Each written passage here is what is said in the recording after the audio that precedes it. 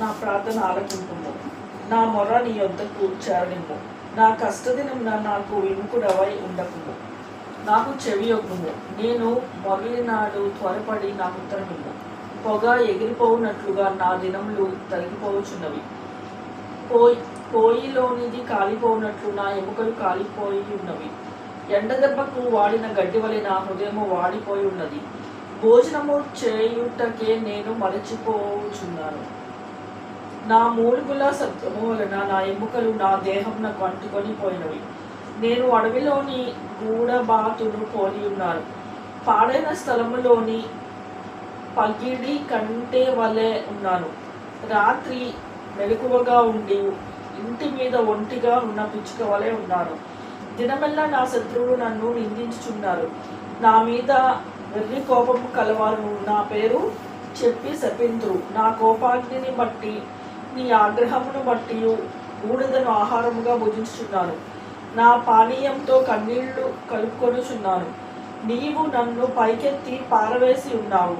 నా దినములు సాగిపోయిన నీడను పోలి ఉన్నవి. గడ్డి వల నేను వాడి ఉన్నాను. యెహోవా, నీవు నిత్యము సింహాసనాసీనుడవు. నీ నామస్మరణ తరతరములుండును. నీవు లేచి సియోనును కరుణించెదవు. దాని మీద దయచూపుటకు కాలము వచ్చెను, నిర్ణయ కాలమే వచ్చెను. దాని రాళ్ళు నీ సేవకులకు ప్రియములు.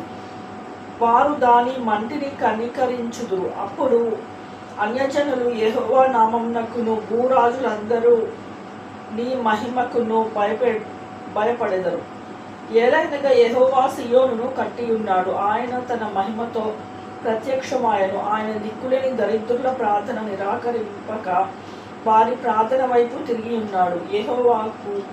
యెహోవాను సేవించుటకై జనములను రాజ్యములను కూర్చబడినప్పుడు మనుషులు సియోనులో యెహోవా నామ ఘనతను, యెరూషలేములో ఆయన స్తోత్రమును ప్రకటించినట్లు చెరసాలలో ఉన్న వారి మూల్గులను వినుటకును, చావునకు విధింపబడిన వారిని విడిపించుటకును ఆయన తన ఉన్నతమైన పరిశుద్ధాలయము నుండి వంగి చూచిననియు, ఆకాశము నుండి భూమిని దృష్టించననియు వచ్చుతరము తెలుసుకున్నట్లుగా ఇది వ్రాయబడవలెను. సృజింపబడబో జనము యెహోవాను స్తుతించును.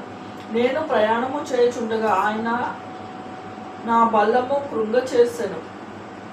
నా దినములు కొద్దిపరచెను. నేనిలాగు మనవి చేసి తిని, నా దేవా, నా దినముల మధ్యను నన్ను కొనిపోకుము. నీ సంవత్సరము తరతరములుండును. ఆదియందు నీవు భూమికి పునాది వేసితివి. ఆకాశములు కూడా నీ చేతి పనులే. అవి నశించును గాని నీవు నిలిచియుందువు. అవన్నీ వస్త్రము వలె పాతగిల్లును. ఒకడు అంగవస్త్రము తీసివేసినట్లు నీవు వాటిని తీసివేయుదువు అని అవి మార్చబడును. ఏకరీతిగా ఉండువాడవు. నీ సంవత్సరములకు అంతము లేదు. నీ సేవకుల కుమారులు నిలిచియుందురు. వారి సంతానము నీ సన్నిధిని స్థిరపరచబడును.